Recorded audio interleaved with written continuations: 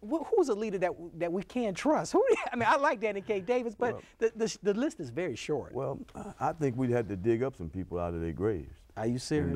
You know, I mean, there's some possibly out here. I mean, I trust Al Sampson. I mean, Al Sampson has always been. Reverend Al's always good. Always been consistent. Consistent.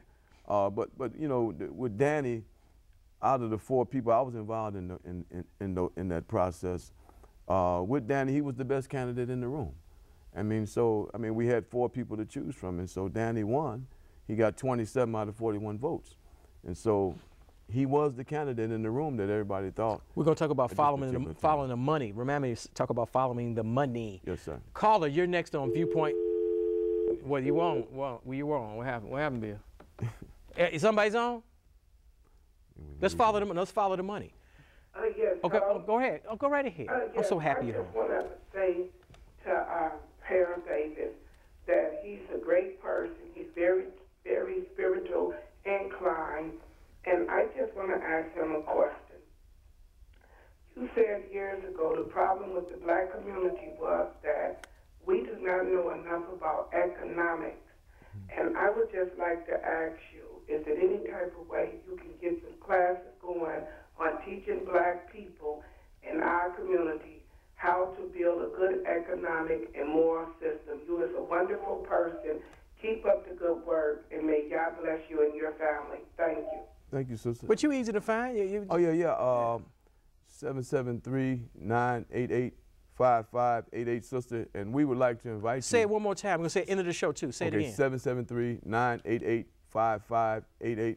And, sister, we would love to work with you because, you know, you've always been conscious. I mean, this sister, she calls in a lot of times and has a lot of, I mean, you can tell she's a spiritual sister because she's on point with most of the things that she calls in here about. I got your number here. You're right. 773 what? 988. 988. 5588. 558. 988 5588. Yes, sir. Because people like, you know, I say this is a great show. We having fun, but call me. Right, and what I do is that I introduce you to like Cyron Smith. Hey, a little shout out to Cyron Smith. Cyron Smith is on the ballot in the 15th ward. Cyron Smith, congratulations, Cyron.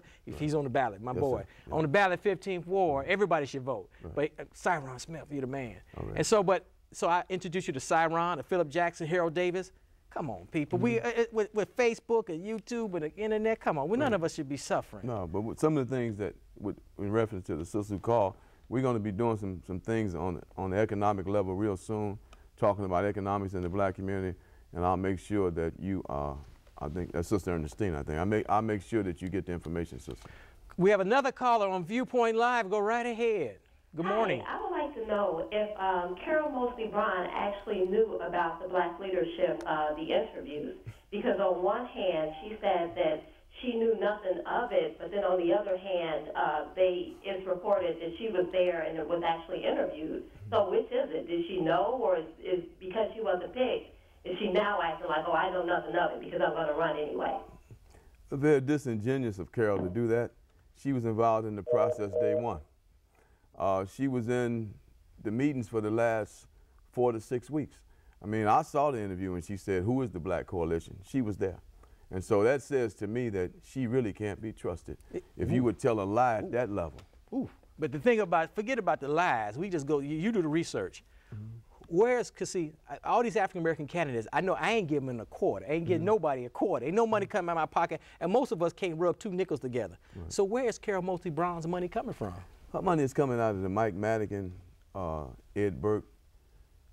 Mike Madigan and Ed Burke? Yes, sir. Mike Madigan.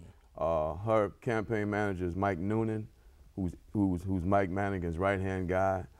She also has Victor Reyes there, who from HDO, Hispanic Democratic Organization. That's Daley's thing, right? That's Daley's boy. Yeah. And John Rogers from Ariel Capital is the co-chair for financing. I like John Rogers. Yeah, John Rogers. He's cool. Yeah. He's a black elite, but he cool. Right. But you said on Boise's show that his #2 person, Melody Hobson. Melody Hobson, the president of Ariel, is in Raw Emanuel's camp. So Melody Hobson, #2, right behind John Roberts. Right. And I met them both. Right. I'm a limo driver. I've driven them both. They're really nice people. I like them. Right.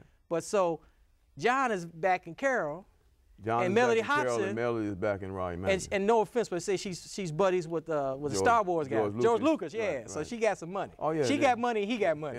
And Raleigh Emanuel's brother is the #2 man in Hollywood. And that means he got money. Ari Emanuel. He got money, and Ron got money. Oh yeah, Ron can raise the money. Yeah, he got money. So who's back in? Where's the money coming from? Reverend Meeks. Where's Reverend Meeks' money is coming out of the Republican Party. If you notice that Andy McKenna is the co-chair, and Frank Clark from Commonwealth Edison is the other part of that, which is another one of the black leaders, you know, who probably Boulay. Yeah. I'm right. assuming. Yeah, I would assume his name is on there. But you can look for a lot of the money. Meeks is calling himself a social conservative now, and so, you know, Meeks has been diabolical, pathological all of his life. I mean, you can go back to 1995 on Meeks when he sent the letter out denouncing the Million Man March, and had it on his letterhead and called Minister Farrakhan the Antichrist. 1998, it was James Meeks with the help of the Chicago City lawyers to vote Roseland dry. But in that process of voting Roseland dry, the 4 black businesses that were on Michigan Avenue from 103rd to 111th, they went under. They were voted out, and they were liquor lounges. They weren't liquor stores.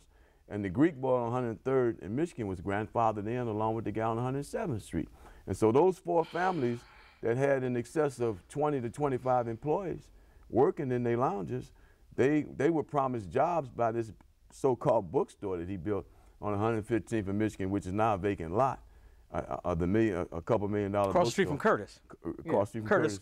That's gone now. Yeah. And so his diabolical, pathological behavior has surfaced over and over again, even up until 2002, when he ran against William Shaw.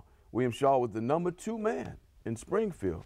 At this particular year, 2002, William Shaw was stood to bring $100 million to the south side of Chicago and the south suburbs. Meeks runs under the Honesty and Integrity Party. He becomes the junior senator. Shaw is out. The $100 million goes into another community. Diabolical, pathological behavior of James Meeks.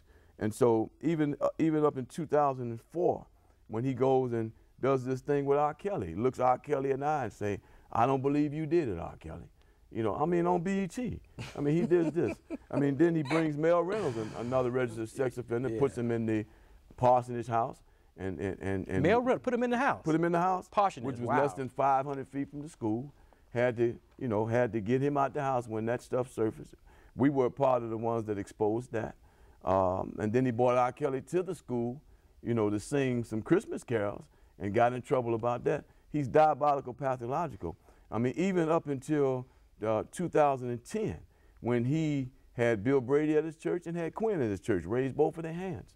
Okay, well, who are you, James Meeks? And even up until now, just last week, when a couple weeks ago, you know, he was meeting with the LGBT people, the gay community, saying that he was seeking their support. Well, he just voted in Springfield against them. And so out of 37 state reps and state senators that are black down there, the largest ethnic group there, black, who 4 Hispanics who are down there said they withdrew from the Black Caucus down there because they said they did not want to be aligned with a weak ally calling black people down there, 37. The Hispanics withdrew from the Black Caucus. Here's Meeks, the only one out of the 37 plus 4 that voted against the gay civil unions. And so his diabolical, pathological behavior continues to surface on every given point. And so I don't know why anybody would trust James Meeks with anything. He's been detrimental and hurt the black community more than anybody down there in Springfield. Now you know this. You do your research. I just talk. The Factory. Now I'm out for a strip. I never go to strip club because I know my marriage would be over because I'd be hooked. Because I hear what goes on. It sounds very delicious.